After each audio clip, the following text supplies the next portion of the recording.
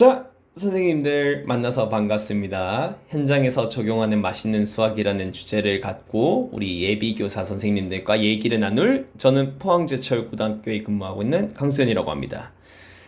자, 그래서 우리가 심화수학 2라는 과목, 특히나 심화수학 2라는 과목을 찐 현장에서 어떻게 해야 학생들이 잘 따라올 수 있을까에 대한 얘기를 제가 간략히 하려고 하는데, 사실 저는 제 수업을 베이스로 이 자료들을 만든 거기 때문에요. 선생님들께서 와닿지 않으실 수 있는 부분들이 몇 가지가 있을 수 있어요. 근데 사람마다 다 다르잖아요, 교육하는 방법이. 근데 제 방법이 뭐 곧 그렇게 정답은 아니겠지만, 그렇다고 해서 오답도 아니거든요. 이런 방법을 통해서 학생들과 많은 피드백이 오갔기 때문에, 그리고 5년 정도의 근무력을 가지고 있어가지고요. 제가 오답은 아니기 때문에요. 우리 예비 교원 선생님들께 이렇게 하면은 괜찮지 않을까? 라는 것을 좀 소개시켜 드리고자 이 강의를 찍은 거라서, 또 가벼운 마음으로 듣되 가볍게 듣지는 않아 주셨으면 좋겠습니다. 그러니까 마음은 가볍게 들으시되 이 내용이 가볍게 들리진 않았으면 좋겠다라는 얘기를 하면서 제 소개를 계속 해보도록 하겠습니다. 그래서 저는 아까 전에도 말씀드렸다시피 교직 경력은 5년이고요. 현재 포항제철고등학교에서 3년 동안 근무를 하고 있고, 이 근무 경력을 바탕으로 우리 예비교사 선생님들께 어떻게 학생들을 가르치면 될지를 좀 말씀을 드려보고자 하겠습니다. 넘어가시죠. 자, 그래서 먼저 현장으로 뛰어들기 전에 우리 해야 될 게 있어요. 맞죠? 현장으로 뛰어들기 전에 수업 준비를 하고 뛰어드셔야죠. 다짜고짜 아무것도 안 되어 있는 상태에서 뛰어들면은 그 수업을 해낼 수 있는 선생님, 특히나 예비 교사들은요, 거의 그걸 해낼 수가 없죠. 그렇기 때문에 사전 준비가 철저하게 필요한데, 그 사전 준비에 해당되는 것이 바로 지금 이 목차에서의 체크 단계입니다. 교육부에서 어떤 걸 학생들에게 가르쳐야 되지? 그리고 특정 단원에서는 어떤 내용을 학생들에게 가르쳐 줬으면 좋겠다라든지 이런 내용을 정해놓은 게 있어요. 그래서 그걸 바탕으로요, 우리가 학생들을 가르쳐야 되는데, 그걸 좀 참고를 해야 되겠다라는 소리죠. 그래서 거기서 제시하는 것들 중에 몇 개가 있는데, 성취 기준, 그리고 성취 수준, 그리고 평가 기준, 이런 것들을 먼저 체크를 하고 들어가 주셔야 되겠다라는 겁니다. 이게 안 되면은 수업이 안 돼요. 그 다음에 두 번째로는 본격적인 가르치는 단계에 앞서가지고 그 각각 학습 단원이 제시하고 있는 목표들이 있을 거예요. 근데 그 목표들에 따른 우리 학생들이 나아가야 될 방향, 그거를 우리가 쉽게 알려주기 위해서 거기에 따른 수업 방법을 연구를 해야 되는 게 first입니다. 그래서 학습 목표에 맞는 교수 방법 연구를 한 다음에요, 이걸 바탕으로 학생들에게 간단한 문제를 던져줘요. 그래서 이 간단한 문제를 학생들이 해결할 수 있는지 없는지를 통해서 수업의 그 난이도라든지 이런 것들을 확인을 해봐야 되겠다라는 거죠. 그래서 두 번째, 이 teach 단원에서는요, 교육 현장에 뛰어들었을 때 우리가 어떤 걸 가르치고 우리가 어떤 문제를 통해서 학생들에게 어떻게 이해를 시킬 것인가에 대한 생각을 좀 해봐야 되겠다라는 겁니다. 자, 그리고 여기까지 다 됐으면요, 그냥 학생들 짐 싸서 집에 보냅니까? 그렇게 하면 안 되겠다 이 말입니다. 그렇게 했다가는 학생들이 그 순간만 기억하고 다 까먹을 게 분명하거든요. 그래서 우리가 까먹지 말라라는 걸 약간 장치를 통해서 그렇게 좀 실현시키고자 하는데, 그것이 뭐냐면 evaluation, 즉 평가예요. 그래서 이 평가라는 것이 없으면은 교육의 질서가 무너지게 되겠죠. 그래서 이 평가라는 것이 사실 긍정적인 측면도 있고 부정적인 측면도 있고 양날의 검이긴 하지만요, 어쨌든 필요한 부분이기 때문에 반드시 넣어 주셔야 된다라는 것이고, 이 평가를 통해서 학생들이 얼마나 많은 성취 기준을 달성을 했는지, 이 학생의 성취 수준은 어느 정도인지를 판단할 수가 있게 되겠다라는 겁니다.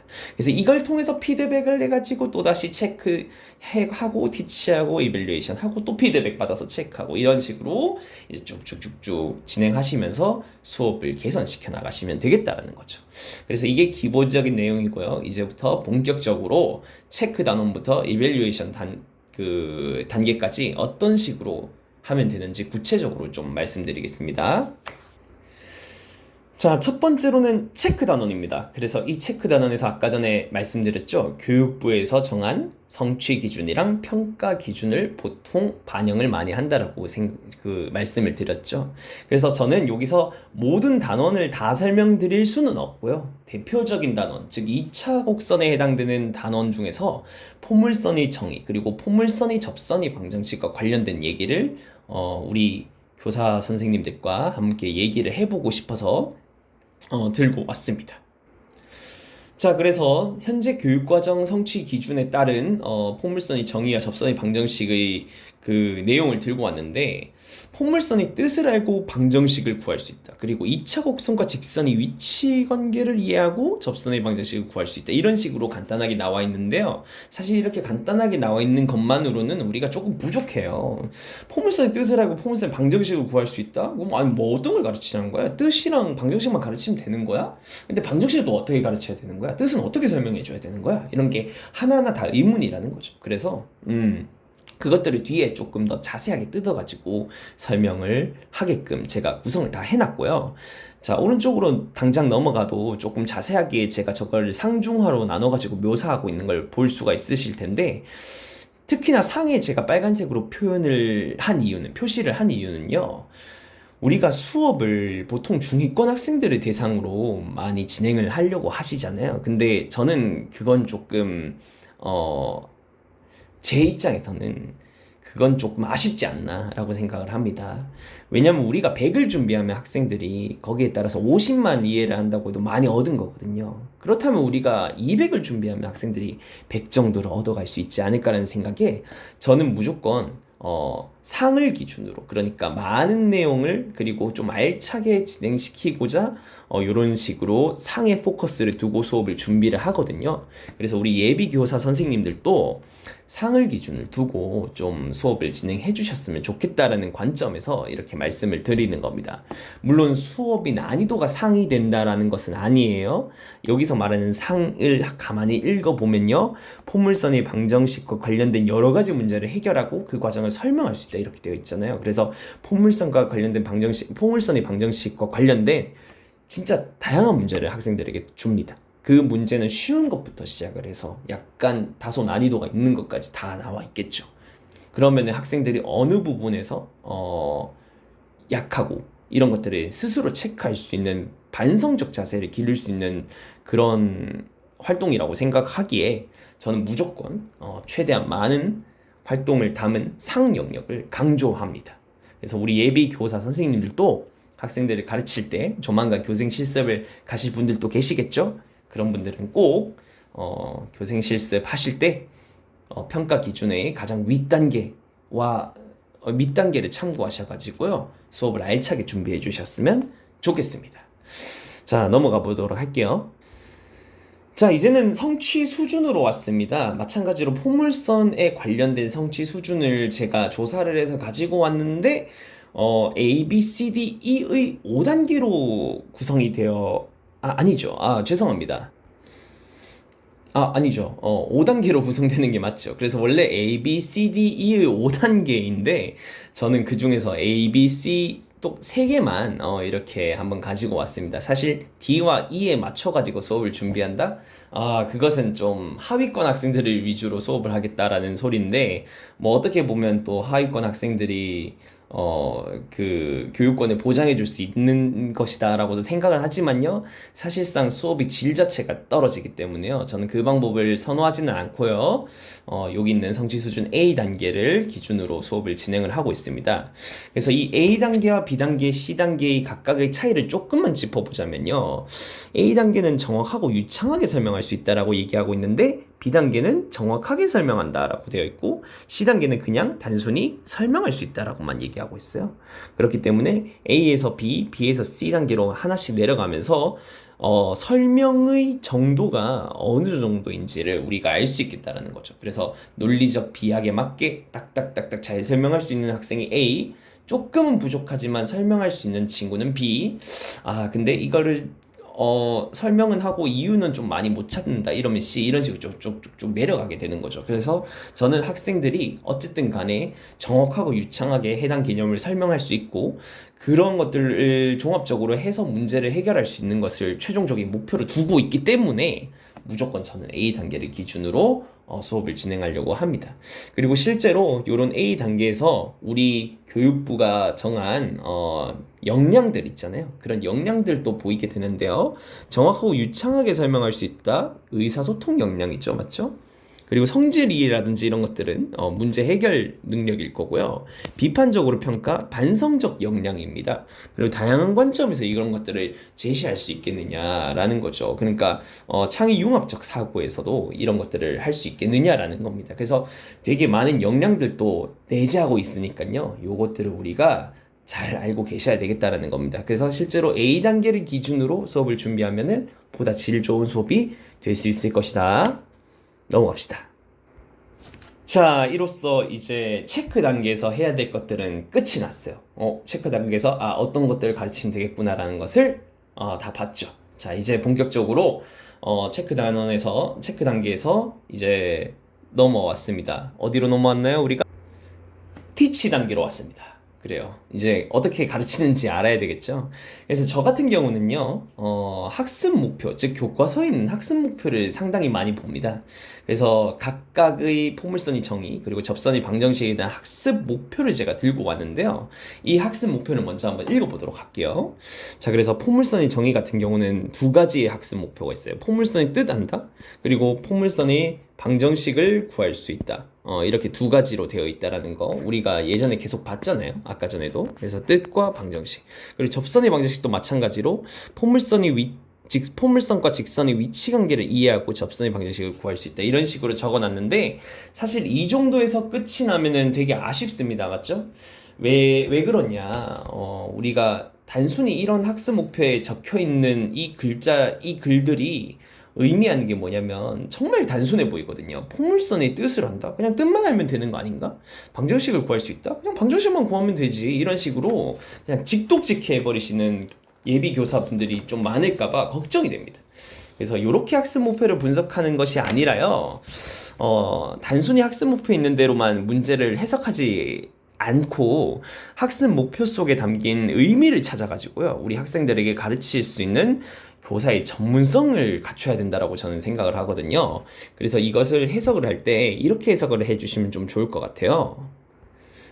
단순히 포물선이 뜻이잖아요. 근데 포물선은 2차 곡선에 해당되는 거잖아요. 그래서 포물선은 어떻게 해야 그릴 수 있겠느냐에 대한 내용을 여기 다 담고 있는데 그것을 실제적으로 뭐 실습이라든지 뭐 어떤 것들이 필요하다든지 그 정의에 해당되는 도구들을 가지고 와가지고 이거를 직접 작도를 한번 해보는 겁니다. 그려보는 거죠. 그려보기. 그래서 이런 것들도 저는 활동에 포함을 시킨다라는 겁니다. 그러면은 학생들이 포물선은 정확히 한 개의 점과 하나의 직선이 있으면은 그려질 수 있겠네라는 것을 알 수 있게 되겠다라는 겁니다. 그래서 이런 것들을 구체적으로 어떤 식으로 진행을 할지를 선생님들 머릿속에 다 넣어놓고 계셔 주셔야 되겠어요. 그래서 그렇게 수업을 진행을 시켜 주시게 되면은 좀 질 좋은 수업이 되지 않을까라는 겁니다. 아래쪽에 있는 방정식을 구할 수 있다. 이것도 단순히 방정식을 구할 수 있다가 아니라 포물선의 방정식을 되게 다양한 케이스를 줍니다. 여러 가지 꼴의 방정식을 주는 거죠. 그래서 각각의 꼴에 대해서 너희가 전부 포물선의 꼴을 찾아낼 수 있겠니? 라는 것을 역으로 물어보는 거죠. 그렇기 때문에 이런 것들도 다양화시켜가지고 얘기를 할 수 있어 주셔야 되겠다라는 겁니다. 접선의 방정식도 마찬가지죠. 포물선과 직선의 위치 관계를 이해만 한다라는 것이 단순히 그렇구나 하고 넘어가는 것이 아니라 실제로 직선이라는 것과 포물선이 어느 점에서 닿고 있는지, 언제 이게 안 닿는지, 언제 접하는지를 통해 가지고, 그리고 실제로 이런 것들을 활용을 할 때 기존 고등수학 상에서 배웠던 우리가 2차 방정식, 즉 그것도 포물선의 개형이잖아요. 그것과 직선의 위치 관계가 요건 어떤 차이가 있는지 이런 것들도 다 분석을 해볼 수 있어야 되겠다라는 겁니다. 그래서 학습 목표를 단순히 읽는 것이 아니라 비판적으로 좀 받아들이시고 읽어주셨으면 좋겠다라는 겁니다. 넘어가겠습니다.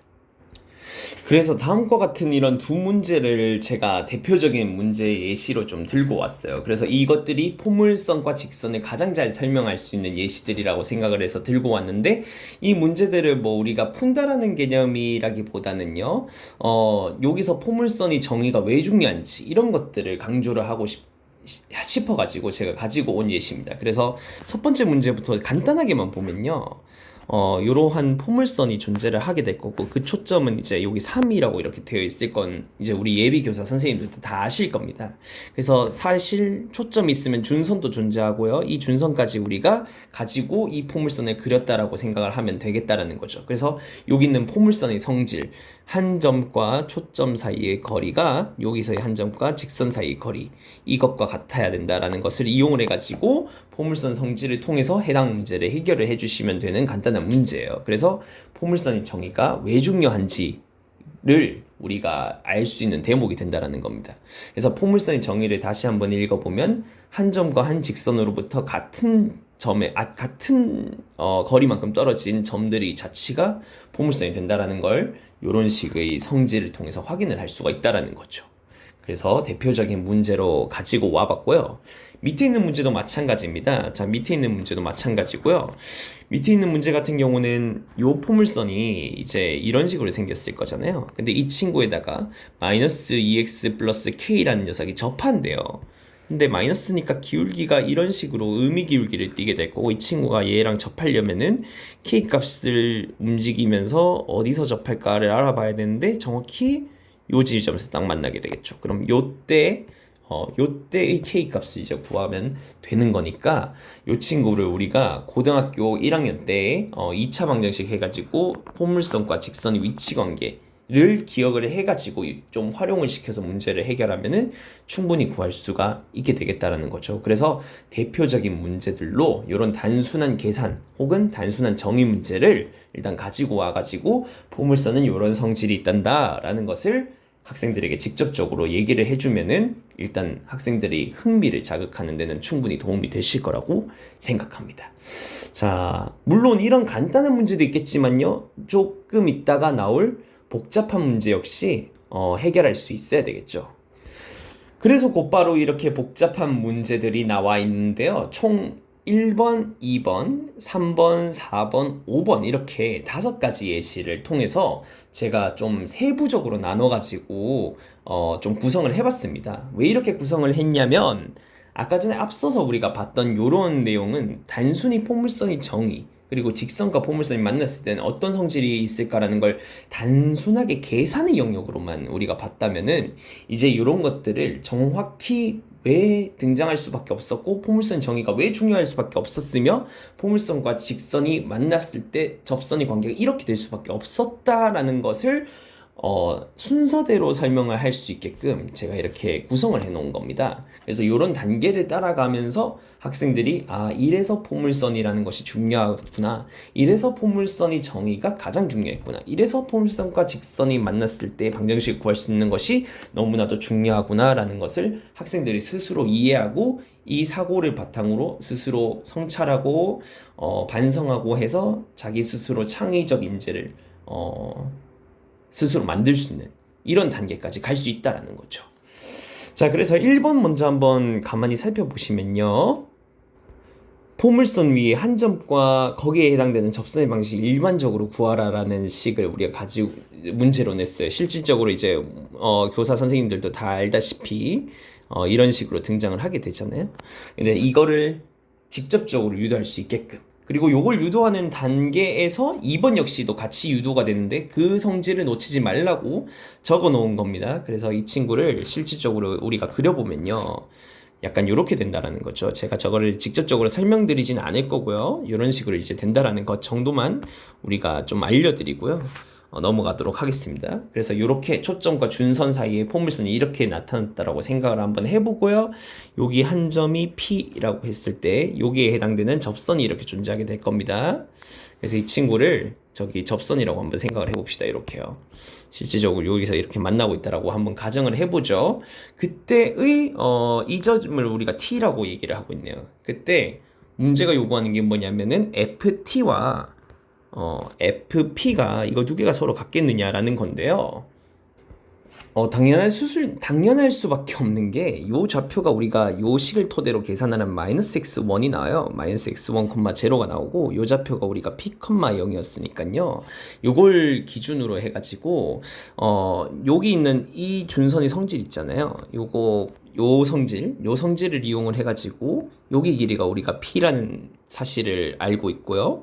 그리고 여기 길이가 얼마야? 또 x1이라는 걸 우리가 알고 있기 때문에 요 길이랑 요 길이랑 일치해가지고, 얘랑 얘랑 일치하니까 얘랑 얘랑 또 일치하겠구나, 이런 식으로 우리가 유도를 해내실 수 있다라는 겁니다. 그래서 기본적인 설명을 탑재하면서 학생들이 논리적으로 그 절차를 펼칠 수 있겠느냐라는 걸 묻고 싶어서 1번, 2번 이런 식으로 넣은 거고, 자, 그리고 나서 그 다음으로 넘어가 볼게요.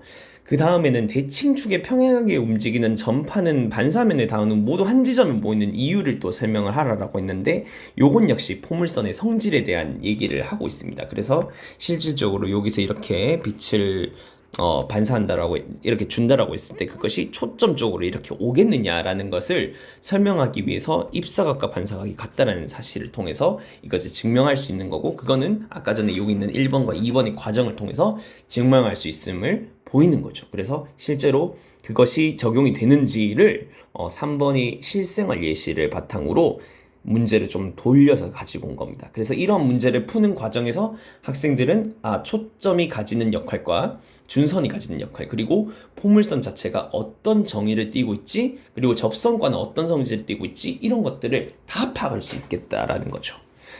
자, 나아가서 이제 4번과 5번 역시, 4번도 아까 전에 제가 말씀드렸다시피 이렇게 입사각과 반사각 정확히 초점으로 모이게 되는 것, 요런 성질을 통해서 문제를 해결하면 되는 것이고, 나아가 5번은 이러한 경우 말고도 포물선을 이렇게 활용하는 파라볼라 안테나 말고도 다른 포물선들이 실생활에 또 어떻게 사용될 수 있는지를 추가로 조사를 해보는 활동까지 하면서 학생들이 포물선이 실제로 포물선이라는 도형이 어떻게 사용되는지까지 알 수 있겠다라는 심층 사고까지 발전할 수 있도록 이렇게 구상을 하는 겁니다.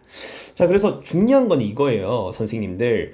자, 학습 목표라는 것을 제대로 이해하기 위해서 우리가 각각의 단원에 해당되는 간단한 문제를 먼저 준비를 해서 이해를 시킨 다음에 이 친구들이 세부적인 영역의 목표에 도달할 수 있게끔 문제를 세분화시켜 주시는 것, 이것이 바로 핵심이다라는 얘기가 되는 것이죠.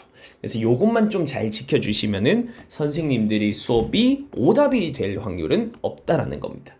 수업이 질이 굉장히 괜찮아질 거라는 거고, 다양한 활동을 통해서 학생들의 흥미도 잡아 끌 수 있기 때문에 이런 방법을 정말 저는 추천을 드리는 바입니다. 자, 그리고 맨 마지막으로 우리가 수업을 열심히 진행했다면은 거기에 따른 학생들이 성취도를 측정을 해야 되겠다라는 거죠. 그래서 마지막으로 채점 기준과 관련된 얘기를 해야 되는데, 앞서서 봤던 이러한 1번, 2번, 3번, 4번, 5번과 같은 문제들을 각각의 영역에 맞는 평가 요소 그리고 채점 기준을 통해서 나타내 본 거거든요.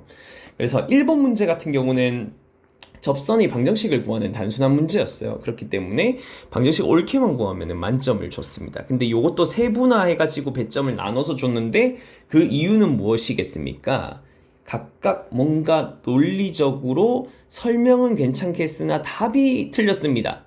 그러면은 계산 영역에서는 오류가 났지만 논리적인 설명 측에선 맞기 때문에 요걸 0점으로 주긴 좀 아쉽다 이거죠. 그렇기 때문에 이렇게 배점을 좀 따로 세분화시켜 가지고 나타냈다라는 것을 이제 선생님들이 좀 이해를 해주셨으면 좋겠어요. 그래서 옳게 구하면은 2점. 근데 뭐 미분까지만 옳겠다, 계산까지만 옳겠다, 하지만 제대로 된 식은 유도하지 못했다 라면은 1점, 뭐 이런 식으로 나눠서 채점 기준을 세분화시켜 놨다라는 거죠. 2번도 마찬가지입니다. 증명도 논리적으로만 설명하면 만점인데요, 시도를 했으면 또 1점. 이렇게 우리 학생들이 다는 몰라도 시도를 했다라는 흔적이라든지 뭔가 내가 하려고 하는 성의를 보인다, 최대한 노력을 했다라는 것을 이렇게 점수로 반영을 해가지고 세분화시켜 준다면 학생들이 더욱 열심히 할 수 있지 않겠습니까? 그래서 이렇게 진행을 한다라고 생각해 주시면 되고요. 3번 전파가 초점에 모이는 이유. 이것도 실생활에서 이제 이렇게 포물선이라는 것이 어떤 원리로 작용할 수 있지라는 거를 설명해 보라라는 거죠. 그래서 제시된 상황을 논리적으로 설명하면 그렇게 되는 거고, 혹은 그것보다 조금 부족하면 이제 2점, 1점 이런 식으로 나머지 영역들도 마찬가지로 이렇게 채점 기준을 달았다라고 생각을 해주시면 될 것 같다라는 겁니다. 그래서 3단계를 꼭 선생님들이 기억해 주셨으면 좋겠어요. 첫 번째로는 먼저 사전에 체크를 하는 단계죠. 그래서 교육과정에서 원하는 것이 무엇인지 우리가 체크를 먼저 해주고, 두 번째로는 이걸 이제 어떻게 가르칠지, 그리고 세 번째로는 그것을 어떻게 평가할지, 이 3단계에서 제가 말씀드렸던 점들을 전부 우리 예비 선생님들께서 기억을 한 다음에 현장에서 적용을 해보면은 제 말이 왜 오답은 아니다 라고 얘기를 했는지 아시게 될 겁니다. 그리고 긴 시간 동안 정말 고생 많으셨습니다. 선생님들의 미래를 진심으로 응원하겠습니다. 나중에 교육 현장에서 만나면 반갑게 인사 부탁드릴게요. 감사합니다.